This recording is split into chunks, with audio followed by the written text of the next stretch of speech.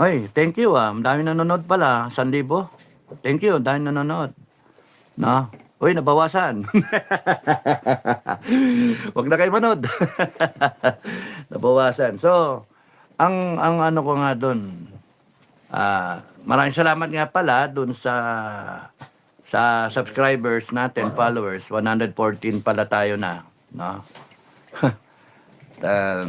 Maraming salamat. At sa tiwala sa pagpanood.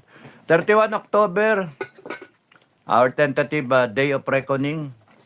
Paganda kayo ng pagkain nyo, maganda kayo ng anything that you wish to bring na kasangkapanin na sa tingin nyo kailangan nyo. Kapag magdala kayo, huwag kayong magdadala ng machine gun, ha? And then we close our ranks, we protect each other, and then we become a force to reckon with. Bakit kayo kinakailangan lumabas? Why do you fight? Precisely what I am telling you now.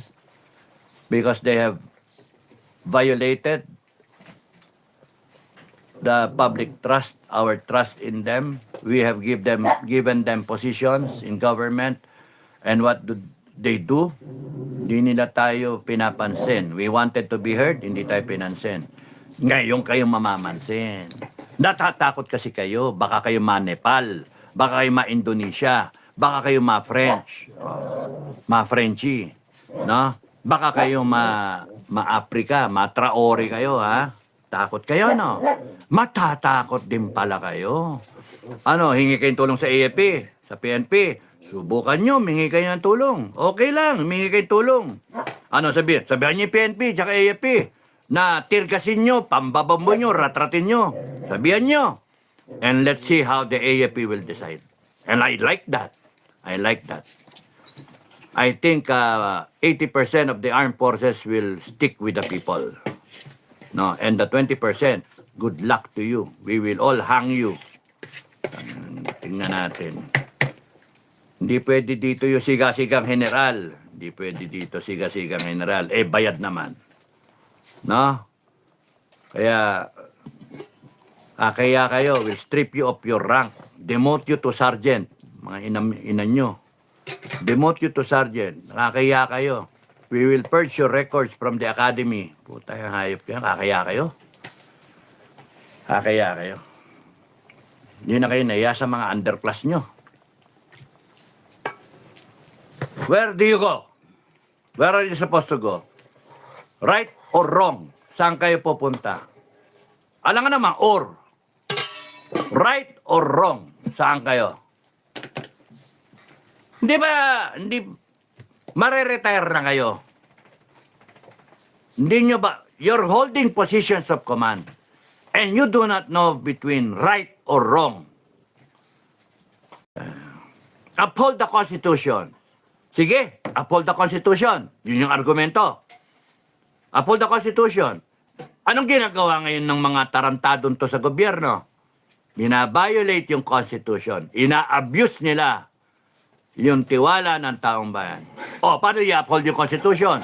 Pagtatakpan nyo sila. Puta na yan. Anong klase yan? Kaya you are as good as them na stained ang mga karakter, mga reputasyon. You don't deserve the rank.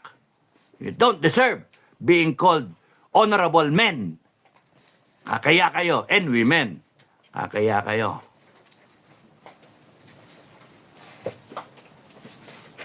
Yung mga anak dyan ng mga general, mga anak ng mga mayor, maya kayo sa mga ama nyo. Mutaragis. Kakaya kayo. Ipagdasal nyo na something happens to me. Ipagdasal nyo, something happens to me. Pero pag ako pinagpala, and I find myself right there, at the right time, the right moment, lahat kayo mamalasin sa akin. Mamalasin kayo sa akin because I will be bringing with me angels and lots of angels, and they will strike you down.